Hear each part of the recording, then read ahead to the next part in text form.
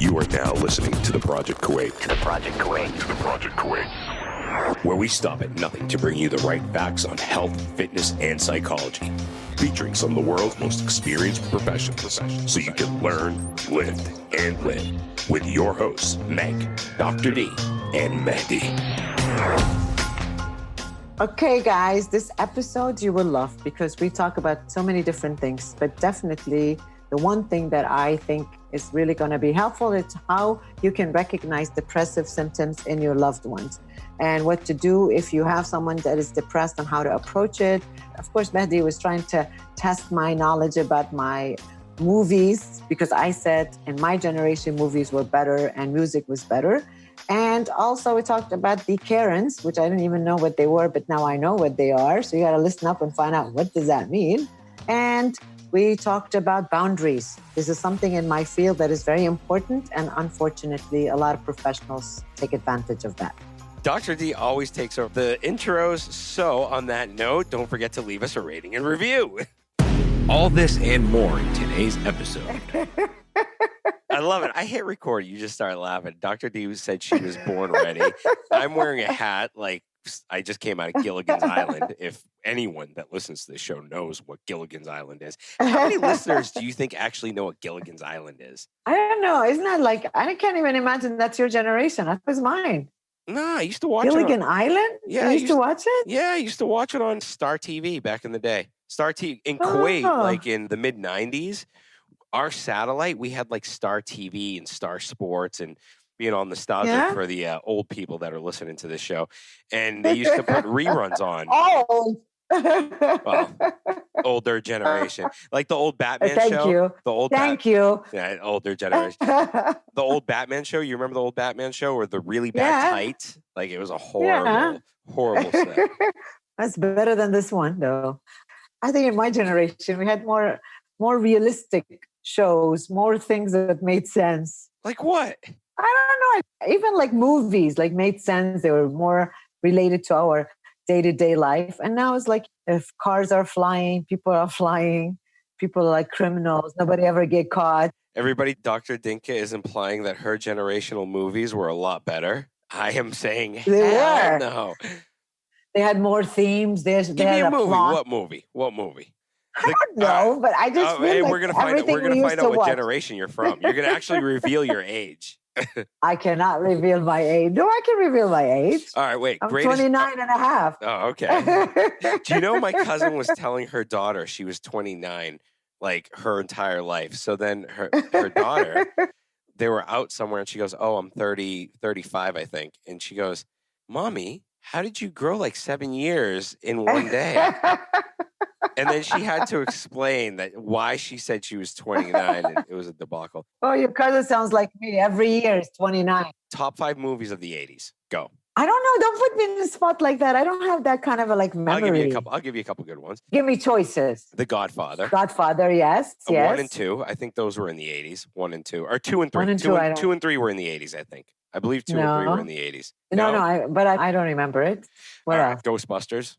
Ghostbusters, yes. Ghostbusters, definitely. Funniest movie. Stripes. Funniest movie. Stripes. Stripes was an 80 Bill Murray. I guarantee you no one listening to this show has heard watched that movie.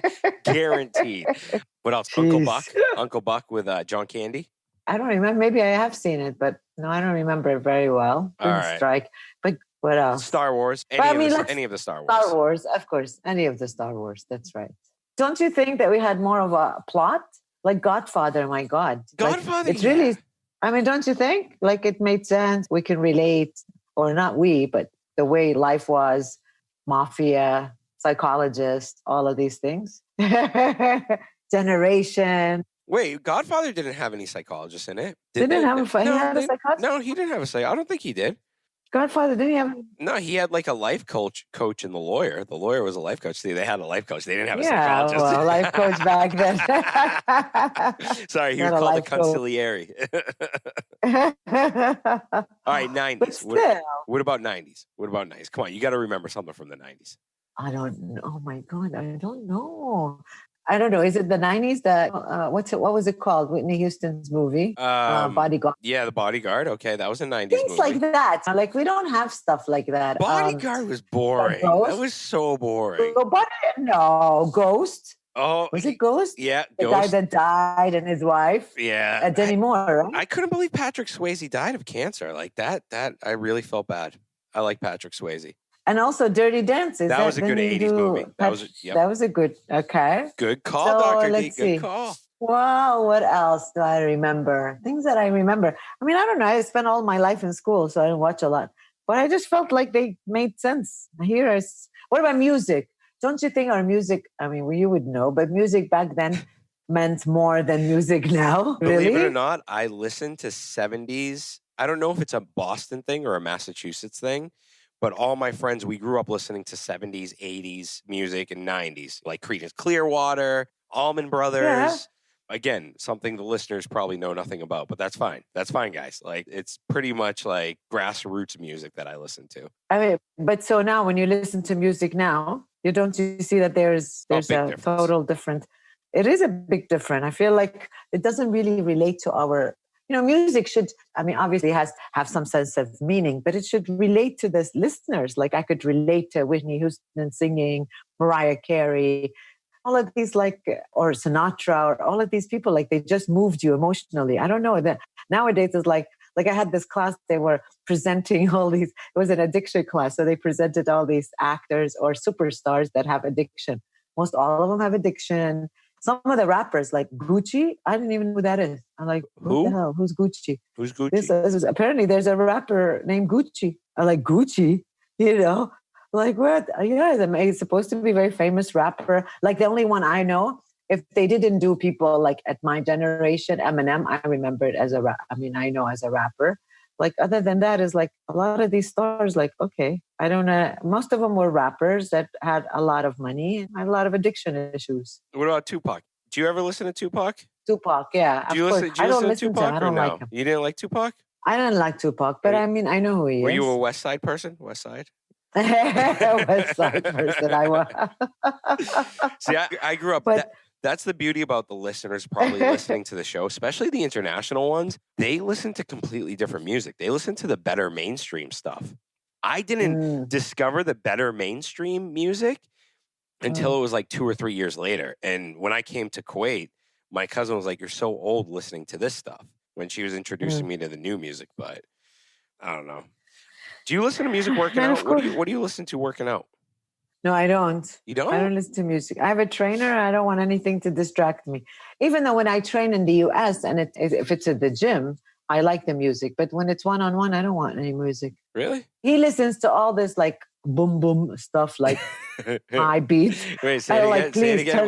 Wait, say it again. What does he listen to? Some boom, boom, boom, boom stuff. Like, what the hell? I said, no. This agitates me. This doesn't give me any energy. Close it down. Like I would rather listen to Arabic music, English music that are not. Wait, you like Arabic music? I love Arabic music. Do you ever listen to Miami? Have you ever listened to Miami? Miami is the best Kuwaiti band ever. Yes, that's true. I like them. That's true. Now I like them, but so I don't know. I'm not into I'm not into hard rock, and I'm not into anything that booming. Oh my God! Have you ever listened to Abdelmajid Abdallah? That's house music, right? That's called house music. Honestly, I don't know. Yeah. I have absolutely no. Have you ever listened to Abdelmajid Abdallah? So you listened to Rahim. You've had to have listened to Rahim. Yeah, Rahim. Of course, Rahim. That's a great song. And of course, like our American listeners are probably. I love Khaliji music, to be honest. I love Arabic, but I definitely love Khaliji music a lot more than any other music, and Iraqi music because they make you cry. Other than that, there's only like one song. I swear to God, there's just one song that my brother, God rest his soul, he used to listen to. And every time I hear that song, I just cry. Like, it's just, no matter where I am, if that song comes on, Hale looks at me and like a tear will be rolling down my cheek. And it's which one is that? Evanescence. It's just that one song. And if I'm having a rough day and I go into a workout, I'll purposely put that song on so that I actually work harder. I get pissed off. I go into angry mode. And then I go into sad mode. Okay. And then I reverse back into angry mode, then into sad mode. And then I'm just confused at the end of the workout. So Do you know the only time I really like to listen to music is if I'm running on the treadmill, just because it's damn boring. And like, really, it's hard to be on it if you're not doing anything. So I listen to music, and then the music, if it's pop or whatever, it motivates me to run and finish up. But other than that, if I'm working out, no, I don't want any All right. music. What about And early 2000s? Early 2000s movies. Not music. Let's go back to movies. now you have to give me choices. I can't remember. All right, wait. I'm not like 90s, you had Armageddon. You didn't say Armageddon. Armageddon was a great one. Yeah, that's true. Castaway. I think Castaway was a 90s movie. Castaway, that's right. That was a 90s that 90s movie, or was that right. early 2000s? I don't know. No, maybe late 90s. Maybe it was 2000. Really, yeah, maybe. I think it was 2000s. I think it was 2000s. All right, early 2000s, The Departed. Did you ever see The Departed? The Departed, yes. It's a great movie. And the psychologist in that was messed up. Yes. She was screwed up in the head completely. They're all messed up. Why do they portray psychologists like that in movies? I don't know. I have no idea. They always portray them either psycho, or that they have no ethics and they have relationship with their clients, or somehow they're paranoid. I don't know. It's like, and also the way that they portray psychologists, like we always have a couch, that you're always going to come and lay on it and just talk, which we don't even do this stuff anymore. And so your office is fluffy. Your office is very fluffy.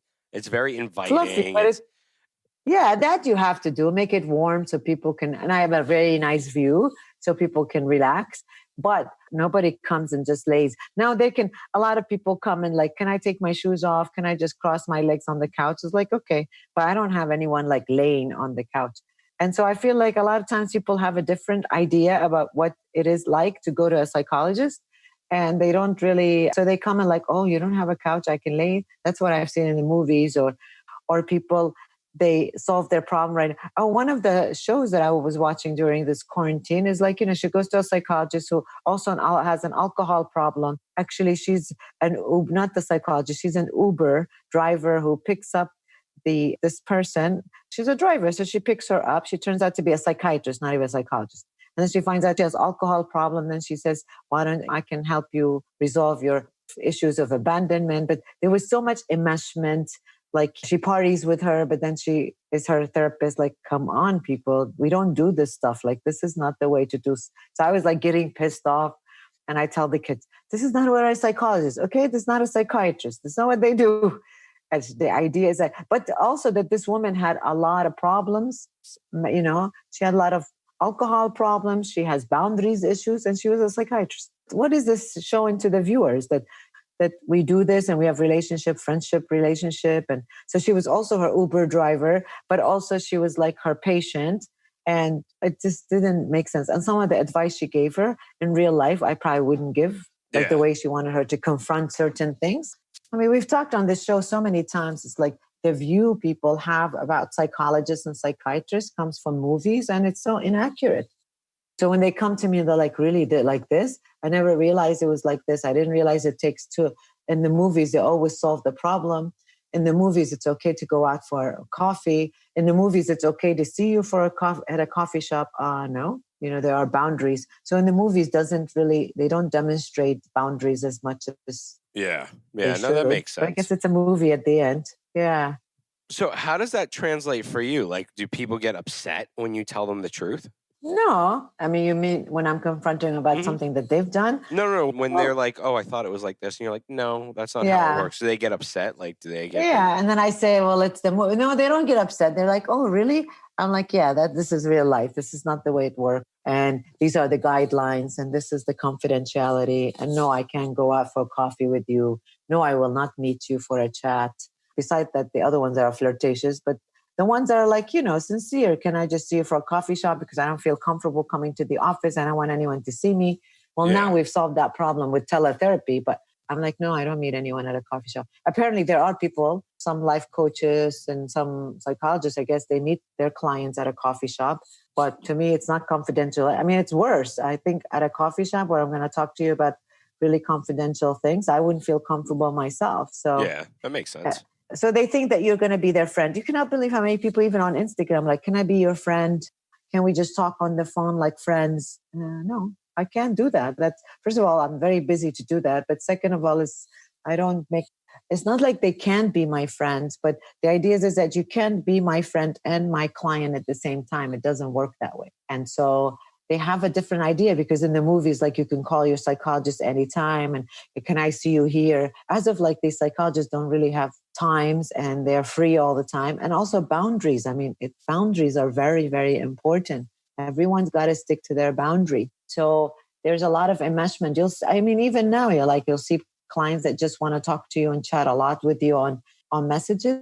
And it's like, that's not appropriate. I have to teach patients or clients to have boundaries.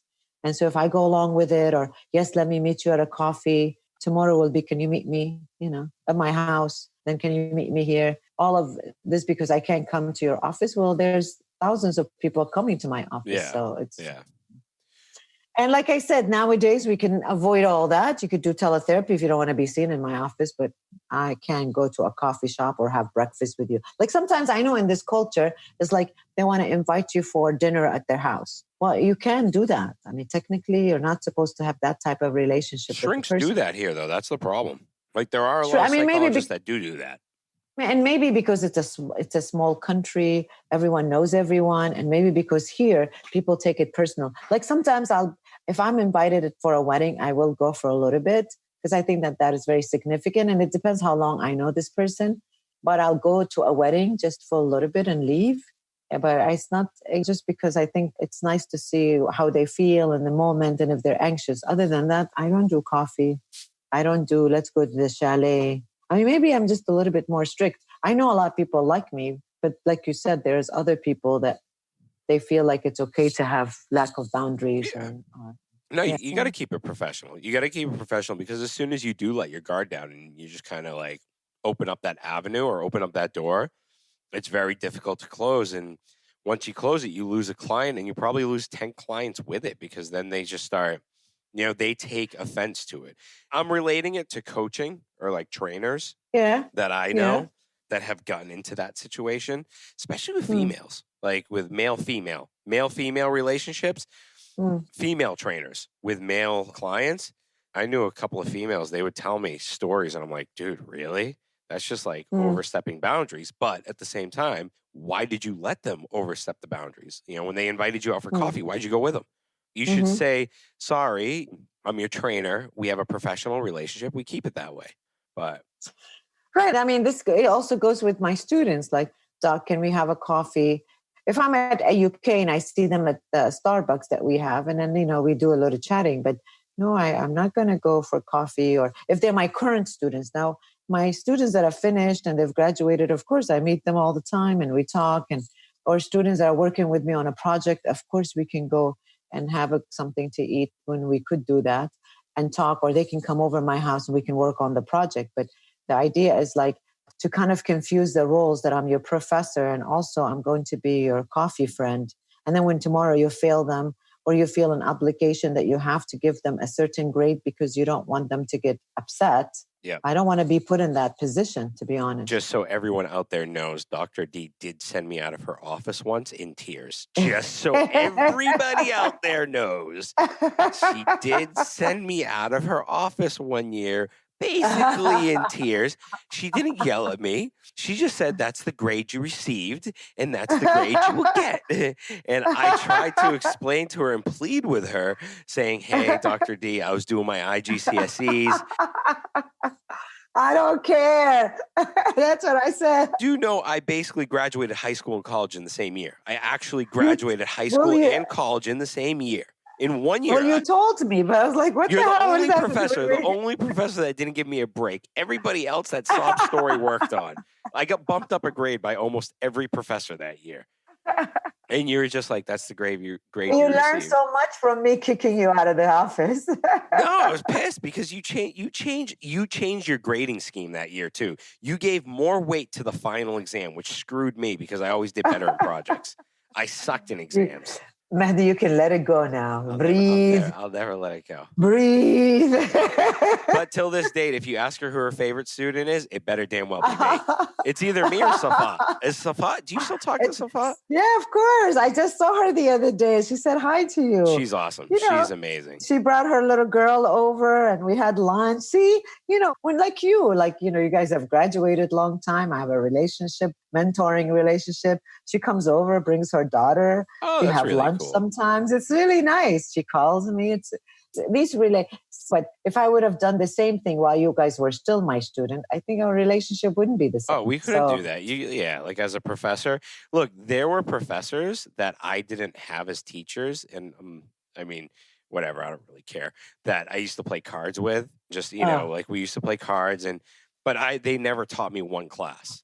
And that's fine. Yeah. Like no, that's fine. But I've also heard about other people who are staff or faculty, and they go shisha together. Like, okay, no, you don't do that when you've got a relationship. I got a story for you. I got a good story for you. I know a student that left her bra in a professor's mailbox. Did you ever hear that story? No, my God. Yeah, I know a student that did that. I heard it through the grapevine. And I was I was ballsy enough to actually go up to her and say, "Did you actually do that?" And she was like, "Yeah, I did it." I was like, "Oh, okay." And I just kind of walked away. I was like, that says something about that student, though. It has nothing to do with the professor. It's the boundaries. When I asked her, she was playing a prank. Like she was just messing with him. Of course, I would be shocked. Can you imagine? What the hell? Do you know that same professor? The same professor had told me, he was like, "That's not the first time I received a bra." He's like, "Usually I receive panties." Can you believe that? That's terrible. What the hell is wrong with these students? I don't know. I don't know. I can't fathom the fact that they would actually do that.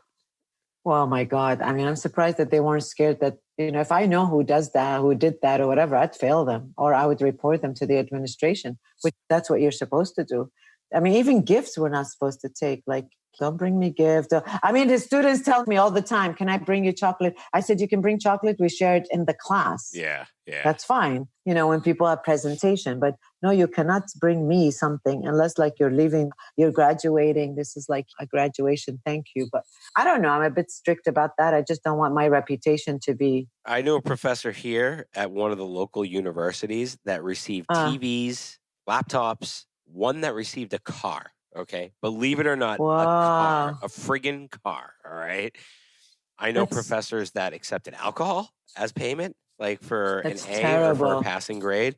And this wasn't at AUK, just to be clear. It definitely was not at AUK or Kuwait University. Like it wasn't. I'm sure it wasn't at AUK. They're very strict at AUK with these stuff. They really are. I mean, actually, they're very strict about us even receiving chocolates.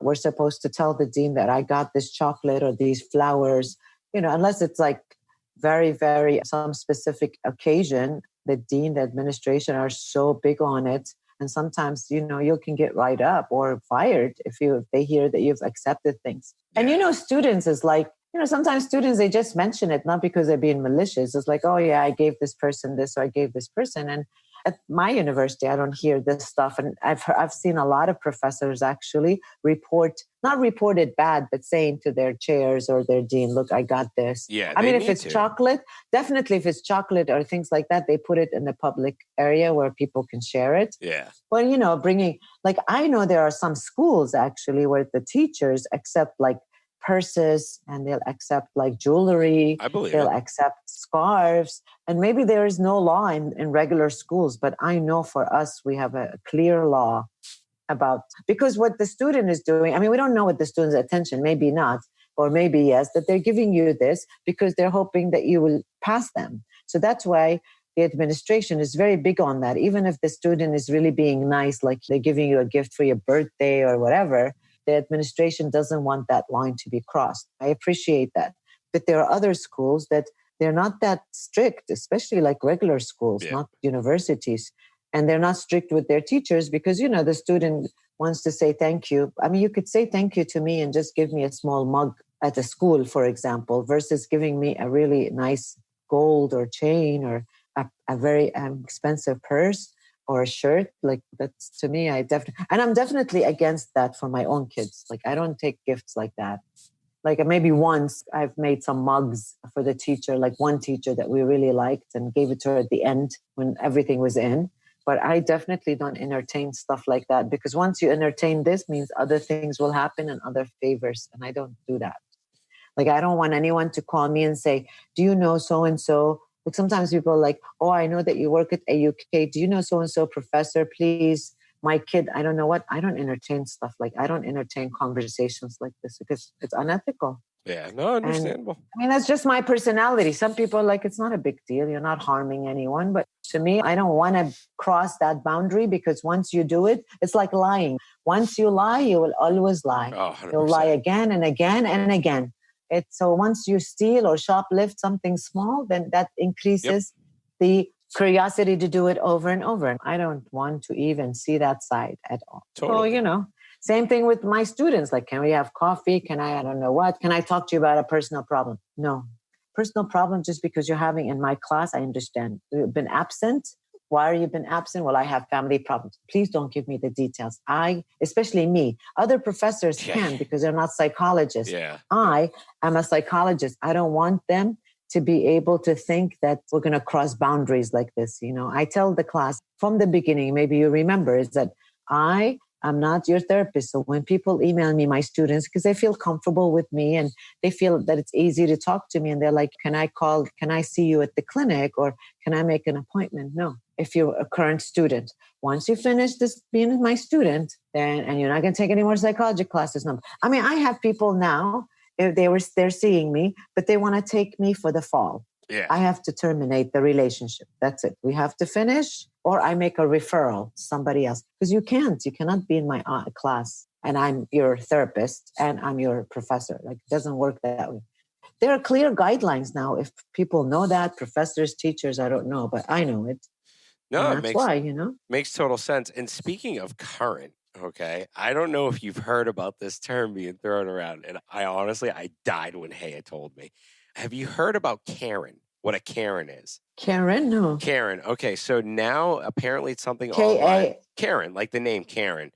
It's something online where basically a Karen is a middle-aged white woman that feels entitled and can go into a store basically and like bitch the manager out. Like, like the... Oh, I saw that video. Did you see that? Did you see it? And then they related. No, but I thought it to her name was Karen. No, they call them Karens. Oh, I didn't know that. Do you know what my mother's name is? Karen. Yes. But I thought her name was Karen. No. She's the one that went into the gas station. No, they're all... It's any woman that does that, that's like older in that age range. They call them Karens, and they show these Karen videos. They tag them as Karen videos. Yeah. So, I saw this woman who's older, and she went into these gas stations with the store, whatever we call them in the U.S., like a stop shop or whatever they're called. And she had gone in, and she demanded to be served when there was a woman there who wasn't even Hispanic or Black. She's Native American. She's Native American. Yeah. But anyways, so she's demanded to be served before her when she was the one standing at the cashier. I'm thinking, and there was a guy that was just video recording the whole thing, and she came and screamed at him, and she said, do you know who I am? And apparently she claimed that she was the manager, but she wasn't. Yeah. No, so they're called Karen. They're called Karens. Wow. My mother actually sent me a video and she was like, can you believe they're calling Trump supporters, like old white American women, they're calling them Karens? And I was like, Ma, it's not Trump supporters. These are older women that go in and bitch people out at stores and, But they are Trump supporters. No, majority are, but they feel that the Karens have a sense of entitlement. They always think they're right. They never think they're wrong. They always just yell at people. They're rude to everybody, and they are called Karens. Check out the videos. Some of them. Oh my God! I mean, I've seen some of those videos. I just didn't know. I just thought her name was Karen. I'm like, your mom. No. They call them. It's called a Karen. The Karens. Yeah. Okay. So that's something for the white, listeners. the elder, the middle-aged women, white women who think they're entitled. Pretty much. Wow. Yep. I wonder why they came up with the Karen. I have to look it up. I don't know. I don't know why they call them Karens. I wonder why they call them Yeah, let me look. I'm going to look it up. I didn't know. All I know is my mother. Oh my God. The white privilege. I started, and I'm just like, dude, right now they're going to come up with all this shit, really, with everything that's going on in the world. They're going to give a name to, because they say all white males feel privileged, or all people which like they us feel are. privileged. I mean, in the tier of privilege, who's the most privileged person in the top of the tier, the most top, is white, heterosexual male, right? Yeah. So they're number one. So you are the most privileged. We don't talk politics. We don't talk politics on the show. All right. But it's not. It's about privilege system. All right. It's not politics. Let's go into the discussion we were supposed to have for this show. All right. Well, you brought it up. I am. What is it? Deviating? Look, you're privileged. Just say you're okay with that privilege. I am not privileged. That's it. I explain this to Hay all the time. You're heterosexual male and you're white. Look, what else do you I am need? a half Kuwaiti, Well, you're half American. white. I have been discriminated upon here, and I have been discriminated upon there. Yeah, that's okay. Probably so I true. have gotten the worst of both worlds.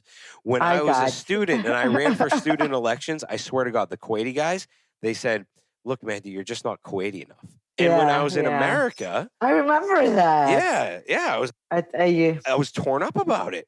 And then when I was in America, it was like, it's true. I was referred to as the Croatian sensation. I was referred to as an Arab.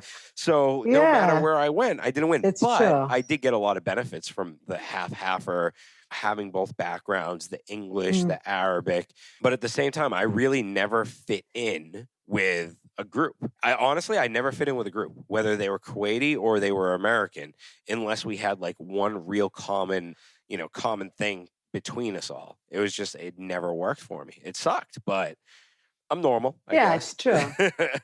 Yeah.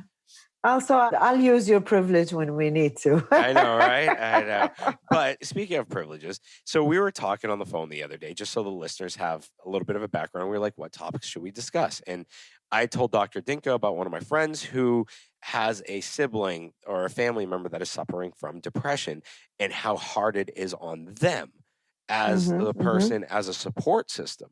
And that's what I really wanted to talk about today, because I think it's really hard for people that are put in that situation. And from your perspective, it's true. It is very hard. What can they do? No, it's true.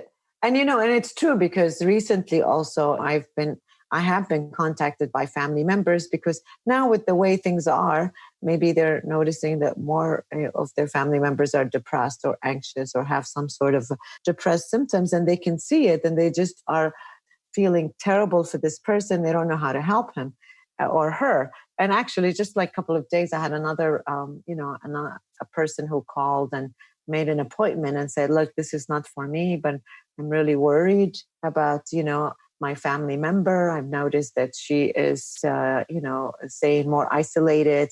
She doesn't, he was naming a lot of symptoms that were depressing. And he's like, I know she's depressed, but I'm scared to let her know. I want to approach her and ask her if she needs help. He says, but I don't want to lose that relationship with her, which made sense. He was scared and he wanted to get some advice on what to do. And to be honest, Mehdi, it's so hard to be living with someone that's suffering from mental illness, because you see them, you could see that they're deteriorating, that they're not doing the things like, this person is like, well, she doesn't eat with us anymore. She's in her room most of the time. She's just, watching TV, not very active at all. Doesn't, they have a good relationship, but it feels like recently they haven't had a good relationship because she hasn't been open to talking to anything or anyone. She has not been seeing a lot of her friends. And, he's definitely, what he's describing is someone that might be going through depression. And he's like, I'm scared. I don't want her to hurt herself. I don't know if she has suicidal thoughts, but I want to get her help. I want to tell her, give her a number. But I'm worried that she might not accept it from me, or that she, this person is educated. So he's like, I'm scared that she's going to say, yes, I know I'm depressed, but I don't want to do anything about it. And therefore, this might interrupt their relationship, right? And it's so hard because, imagine that you are living with someone who you're very close to and you can see them deteriorating, or you could see them that they're not happy, or that they're not really doing anything that they're enjoying, or it's like slowly you see them slipping away, right? And you feel like you don't know what to do. You feel helpless, hopeless, out of control. And the idea is that when you have these things is to be able to communicate and just make sure that the person understands So I was saying to this person, look, I understand that you're worried about her. And of course, ultimately it's her decision, but to sit back and not to do anything, and even just to support her, to sit with her, watch the same movie, for example, just being around, even if you don't have to talk about the depression itself, sometimes that really helps.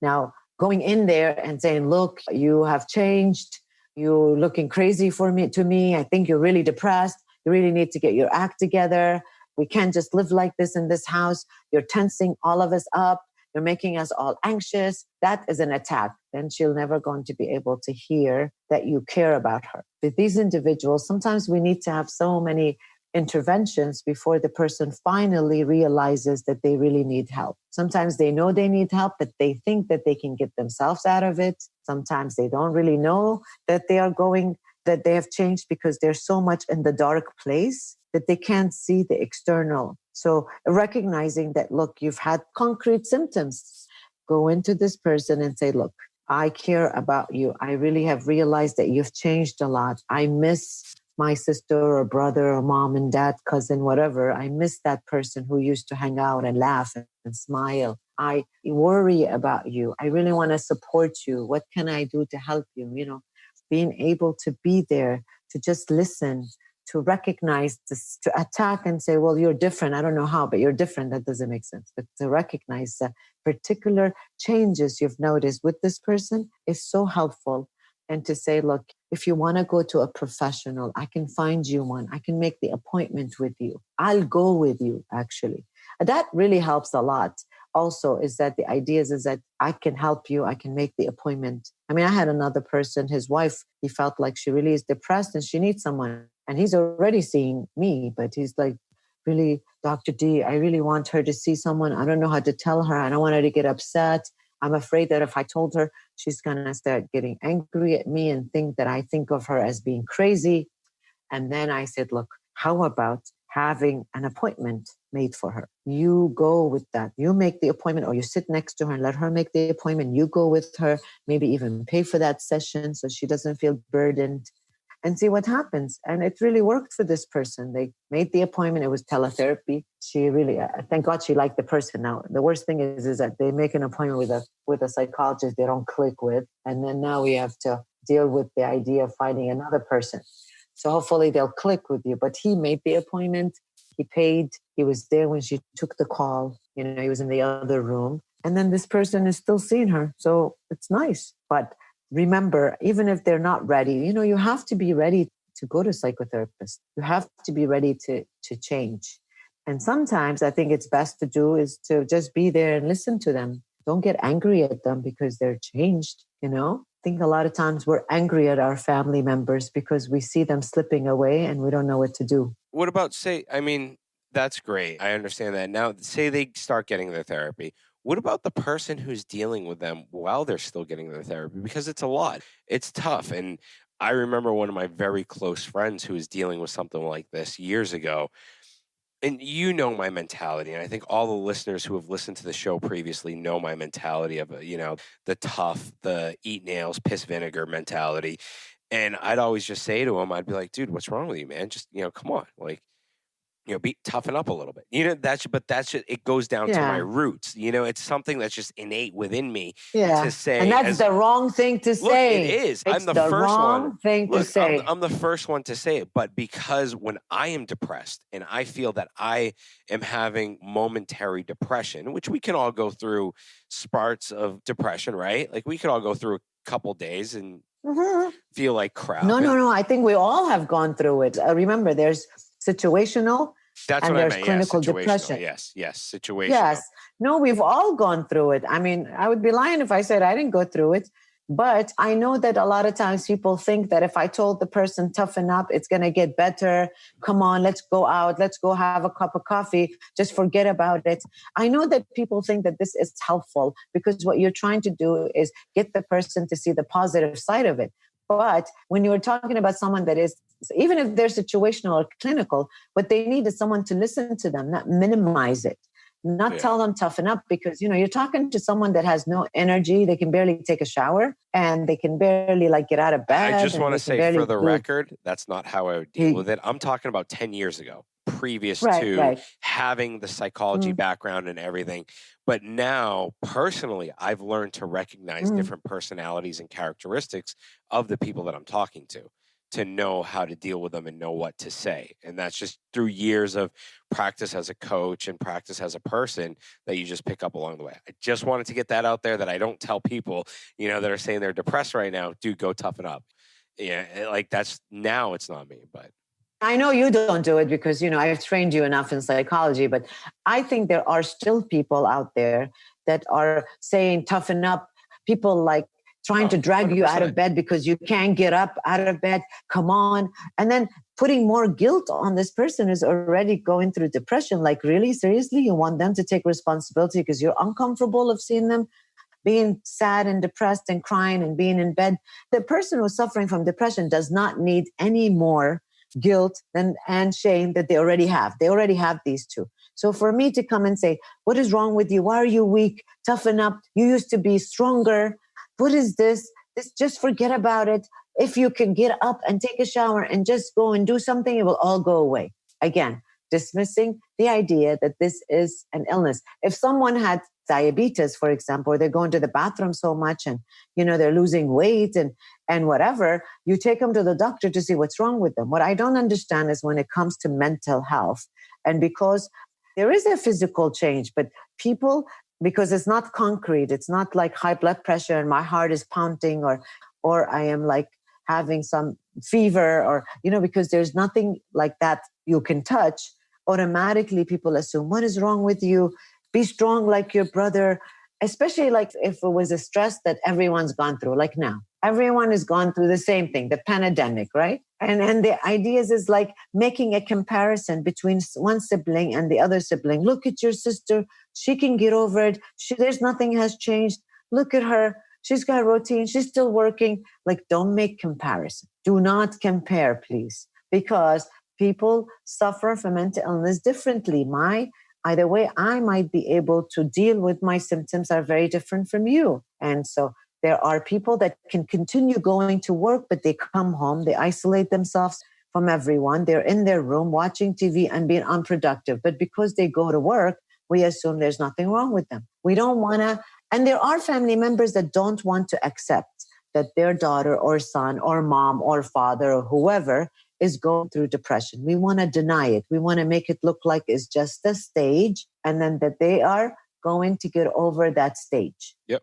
I don't think that we need, and plus it's not up to me or you to decide is a stage or not. Just having a conversation with that person, having them express to you what they feel, having them just being able to realize that there has been changes and we want to help you, not minimize it.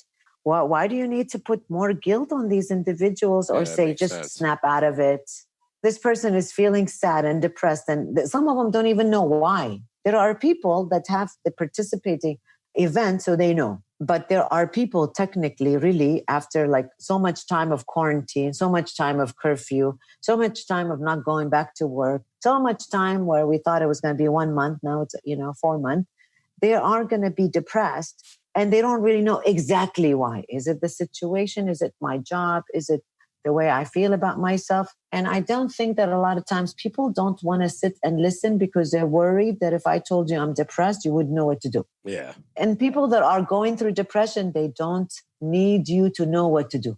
Do you really think people coming to therapists because they want me to give them a solution? I can guarantee you they already have the solution. They might not have found the solution. They might be confused about the solution, but most people know what they want to do. They're just not able to admit it or they don't have enough insight. But let me tell you, 80 to 90% of people I see already know what they should do, right? They just don't have the guts. They're afraid. They need someone to support them, for example. They need someone to clear it to them and make it more, it's obvious what they want, but they don't understand it. So no one is coming to me because they just want a solution. They want to come and be heard. They want someone to listen to them, unconditional. They don't want someone to judge them. They want to be able to be allowed to be depressed. Like the other day, I told this person, I think you're going through grief. As simple as this. It looks like it's grief and it's okay. She started crying. And then, of course, I'm like, why do you think you're crying? Because she's like, you really relieved me because everyone seems to have been telling me what to do and telling me that it's not this or not that. As soon as you put a label on something, it's a relief.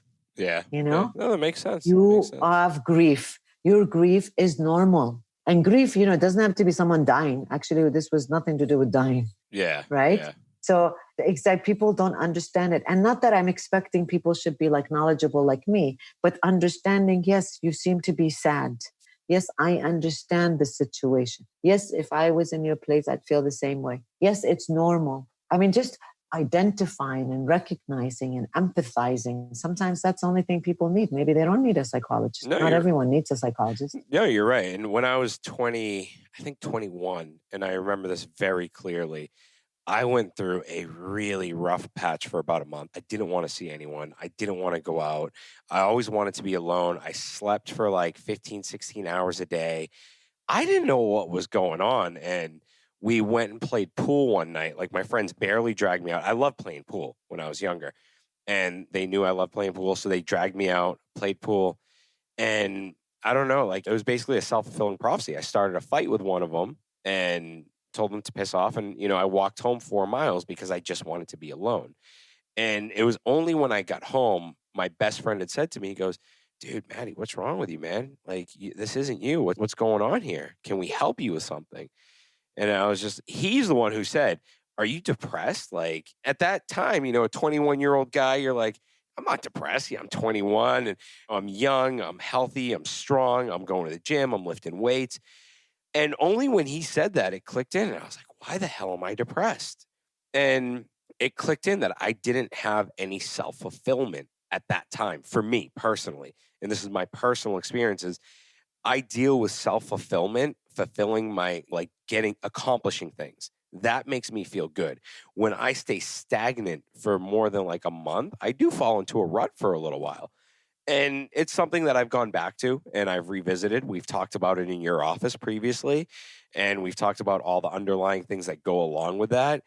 It's tough, but like you said, some people can get through it if they can recognize it. But it is so damn hard to recognize by yourself. If you don't, especially if you're young, and those are the people that I feel bad for the most. The young people that don't recognize it, their parents don't recognize it, and then they're just hard on them, especially in this culture. They'll go in there, but that's so sad. Yeah, and it's terrible, especially with females in this culture. But then speak.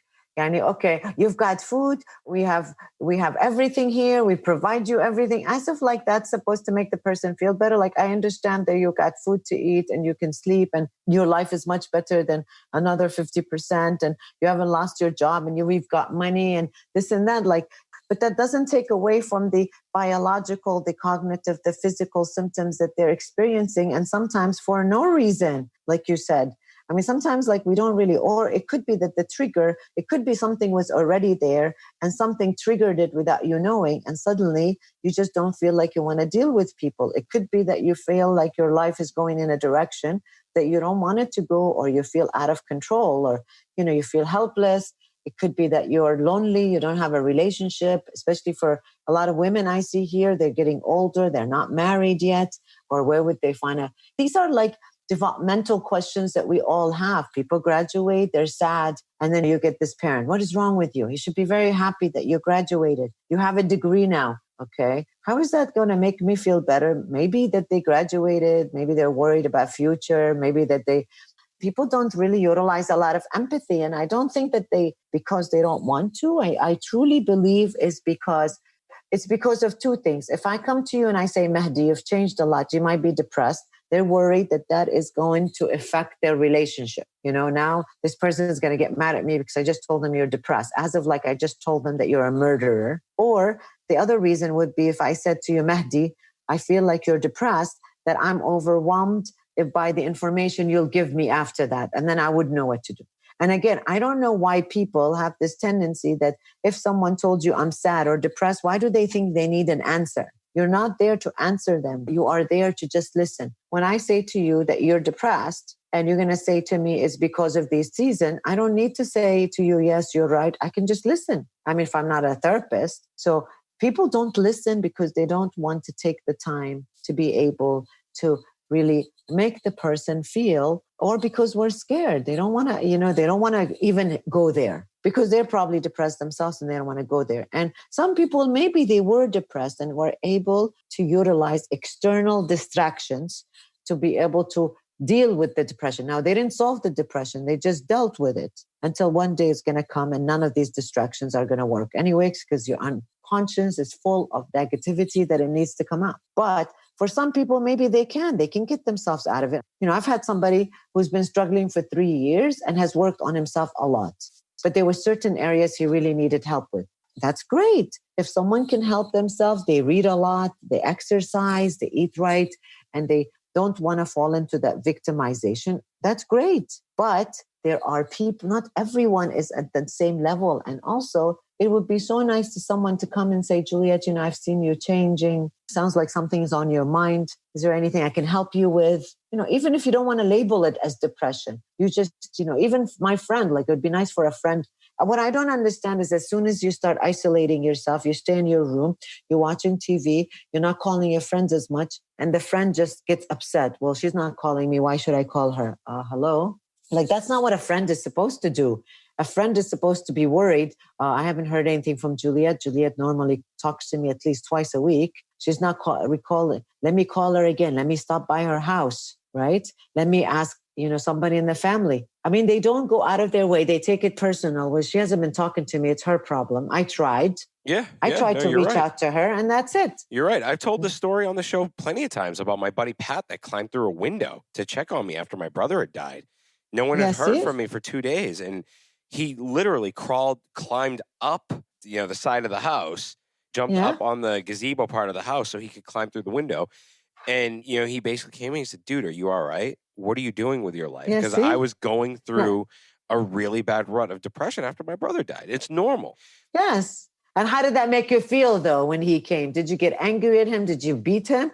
Or was part of you happy that someone's checking up on you? That, and it literally, for me personally, going back to my personal story, that it kicked me in the backside. And after that conversation I had with him, I was like, he's right. What am I doing with my life? I'm 24 years old.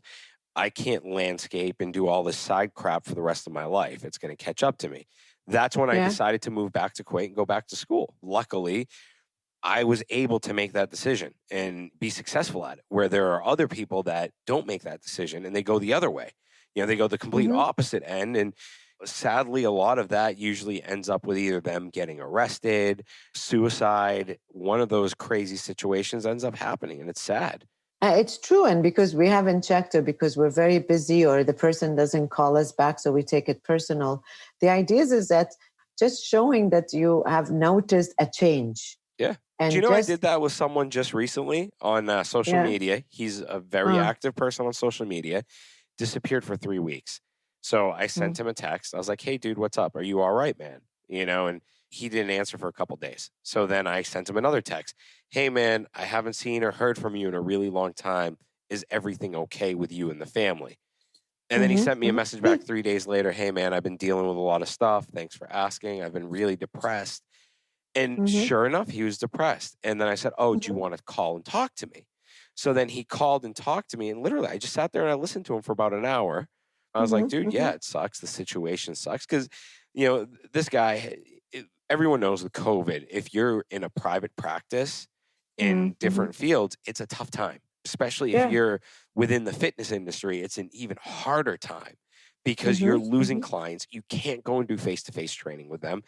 And you're going to lose them. And once you do, you get depressed because you don't have that money. You don't have that support. What is it? Food, water, and shelter, or food, shelter, and relationships, right? That's what Maslow said, right? That's right. Well, first is food, physiological. Then, I retire. Relationships, self-esteem, love, connection. I retire. I still remember Maslow. I retire. Yes. And right. I mean, if you think about Maslow, and so people that are depressed, you have to really think about it as I'm sure they have food and shelter. And, at first people panicked when this pandemic was starting because they felt like they were missing their fundamental aspect of what Maslow would say, the physiological need. And then once that's fit, the idea is that it's self-esteem and also the relationships and also the safety and security is next anyways. So safety and security is not there, right? Belonging is not there because they're not connecting with people. So of course, people are going to start getting depressed because there's a lot of this tier of Maslow's hierarchy that is missing right now, especially now and suddenly. So, and safety and security has something to do with employment. Are you going to be able to pay your bills?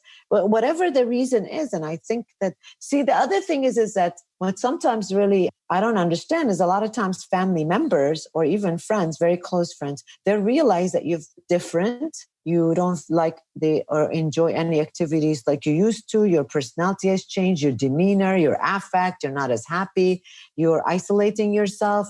You're sleeping too much, or even like lost a lot of weight or gained a lot of weight. Yeah. Or you haven't been sleeping at all and you're suffering from insomnia. And there is that sometimes, a lot of times we won't even confront the person with these kind of symptoms and then we wait for 6 months. Yeah. Like we've seen them going through this 3 months, 4 months, and we haven't even had the ability to confront this person and say, look, I'm worried about you. I have noticed that there have been changes with your weight loss or with your sleep or with the way you're interacting. You don't even call me anymore.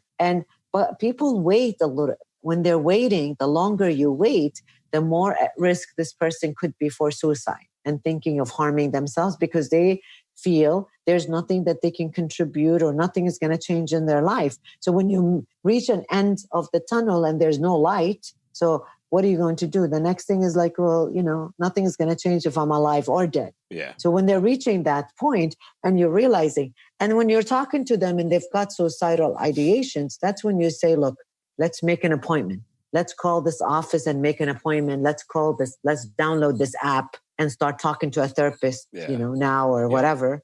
And let's find you a solution. And if you see depressed people, even trying to get them to download an app, make an appointment, fill out the information that they need, it's a lot of effort, to be honest. Yeah. No, that's why I'm on several apps, and one app I'm on 2 apps.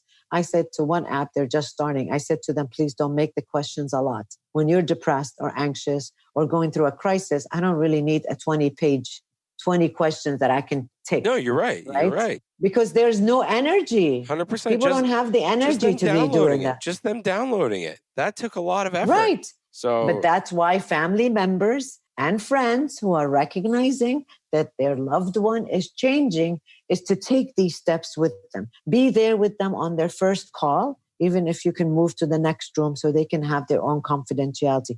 But that first interaction is scary. 100%. Because you have to start talking about things that are painful. And a lot of times we don't want to talk about things that are hurting us or painful. It depends on the painful memory, or even talk about how my life is destroyed with this panic or pandemic, or how I don't have a job, or I'm scared about being able to take care of my family or pay my bills, or losing my job that I used to love, or not being able to see my colleagues. I mean, some people have lost their jobs and they haven't been able to say goodbye to their colleagues. Yeah. Right?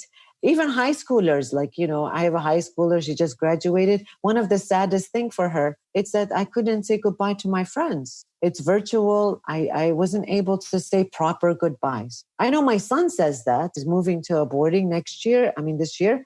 And he's like, Mom, I was expecting I was going to have a little party with my friends, or at least say goodbye. Yeah. I expected, and he's a skater and everyone on the team loves him. He wanted to have a goodbye skating thing. Well, yeah, and of course that's sad for him. But I don't have a solution. What I have is like really understand that, yes, if it was me, I'd be upset too. These are developmental milestones that are not celebrated the way they used to be. And I told him, I said, yeah, you're right. But maybe we can create something new, for example, or do something different. Or when you come back for, during your Christmas holiday, maybe we'll get everyone together. I don't know. But, and I told him, I said, I don't know what the answer is. But so can you imagine if I said, come on, who cares? You just could make just it worse. Write an email. Just make it worse. Like, yes. And to me, I feel like, yeah, this makes sense. Even this girl, not little now, she graduated from high school. I said, you're right.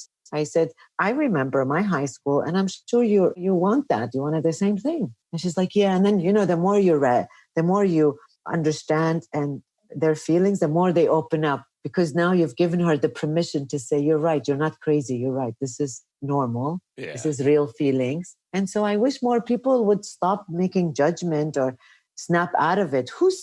I'm not coming back to you, but to be honest, I hear a lot of people say it, snap out of it, be strong. It's very common, especially amongst young people. I mean, because when you're younger, you don't know any better. When I was younger, I didn't know any better. Hell, my entire coaching style has completely changed over the last 5 years because of what I believed before, which was, make kids run or make people run till they puke, versus now practice with intent. And it's a development of the industry and development of people at the same time, and a development of culture. And I don't know. I mean, for my field, I just want people to understand it's not a weakness. If you're grieving, if you have depression, if you have panic attack, whatever mental illness you have, or whatever symptoms you're going through, it's not an illness. So when someone says to you, snap out of it, be strong, they're giving you a message that you're weak.